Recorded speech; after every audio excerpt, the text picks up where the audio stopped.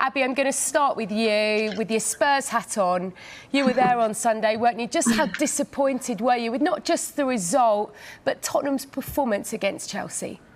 Oh, I mean, so disappointed. Morning, guys, as well. Look, we started really well. I actually thought we showed a bit of intensity in the first half. We looked as if it could have gone either way at one point and went in quite positive at half-time. But I don't know who came out in that second half, because the golf just showed so much. Tuchel tweaked a few things, brought on N'Golo Kante, and it was literally over before Spurs could even get going second half. And Chelsea are so well drilled. You know, they played out the press like Spurs weren't even there. And they have that killer instinct in comparison to Spurs, which they're completely lacking at the moment. And, you know, Nuno's already said that he was concerned. And there are massive problems all over that pitch as well, not just mentally, but also in front of goal with Harry Kane not firing as well. Abby, as it's your debut, you're going to get the second question as well, but I don't think you're going to like it, all right? Because Gary Neville warned that alarm bells will start ringing at Tottenham after witnessing what he described as a despondent Harry Kane. Was he despondent to you, and what have you made of him so far this season? Look, I'm very happy that Harry Kane is still there, but I have to say, the other day it looked like he was pretty disinterested. Of course, we all know the saga that went on over the summer. He didn't get the move that he wanted, but he is still a Spurs player. And, you know, 4 attempts, 4 games and no goals is just unheard of for Kane. But, you know, Spurs have struggled in this department to create, and they did so, you know, the back end of last season as well. And it seems that Nuno's kind of given him that licence to, you know, kind of roam freely around the pitch. We saw him dropping so deep. But at the end of the day, Harry Kane is best when, you know, he's finding the back of the net and troubling defenders. So we've got a North London derby this weekend. I'm just hopeful, he loves a North London derby, that he can find his form. And, you know, it is probable he'll probably move on sooner than later. But he's got to start showing why he is worthy of that world-class fee. Okay, let's have a look at some of these stats then. Last season, Kane, after 4 Premier League games, 3 goals. This season, none. Shots after 4 games last season, 19. This season, just 4 on target. It is worrying, and there were concerns as well. People picked up maybe his body language too on Sunday. Yeah, I mean, those stats don't read very well, do they, when you read them out loud? But I think this isn't the first time we've kind of seen that body language from him. We saw that, I think, when Chelsea got knocked out of Europe last season, and you almost get the feeling with him that his mind is elsewhere. Now, it's really difficult for him to fully then concentrate on Tottenham after that.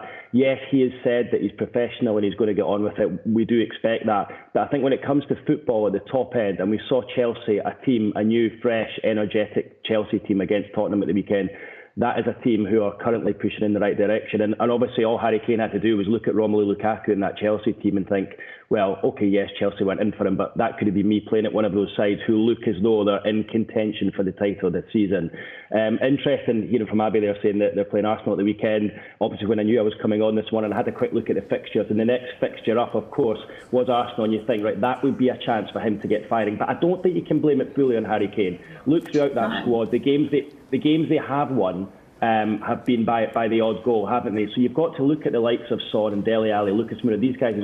These guys all have to contribute, and it can't really just be left at Harry Kane's door as far as I'm concerned. So I think it's early for that sort of criticism. It will take a little while for him to sort of get going this season. It's just a shame that it might take, by the time he does get going, Tottenham might already be out of that race, because you can see that the big four now, as we call it, the big four, already beginning to break away. It's a good point about not just blaming Harry Kane for the lack of goals, Keith. And Abby, where else can they come from? Well, Keith is exactly right. It is a case of, you know, everyone chipping in. We are so reliant on Harry Kane at Spurs, but also we have seen when Harry Kane isn't available due to injury and things like that, that Son has stepped up in the past, Dele has stepped up. So it's just about creating that consistency. But Keith is right that we haven't really been that attacking, unfortunately, you know, under Nuno so far. But when you look at the type of team that Chelsea are and the money that they put into their squad, Spurs don't have that. Unfortunately, I wish they did, but they don't have that leeway that if they make a signing and it doesn't work out, they can go and spend 100 million to rectify it. We saw with Timo Werner at Chelsea that it kind of hadn't come to fruition. So in signing someone like Romelu Lukaku, that actually helps Timo Werner's game in turn. But Spurs don't have that luxury.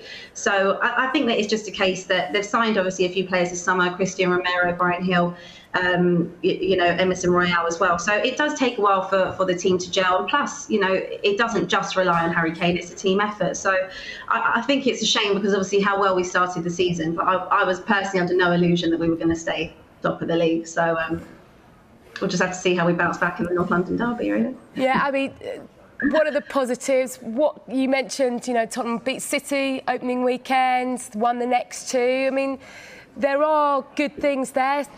Make all those Spurs fans feel a little bit better this morning ahead of that North London derby on Sunday? I think you just have to look at it that Arsenal haven't been great either, and a North London derby, kind of form goes out the window. Luckily, because we've gone into many North London derbies thinking that we're gonna win easily, and it's never really happened. So I think it's probably quite a fair game. I don't think anyone's going to be that worried about it because I think both us and Arsenal are on par. Despite their start to the season, we're kind of undoing all the good start we had. So it's just one of those things where Spurs have an opportunity here. Harry Kane as well loves the North London derby. That's a good opportunity for him to get back firing, and also for Spurs to try and just stop the rut. That's 2 games we've conceded 6 goals after not conceding any in the first 3. So let's try and build from this point and go on from there.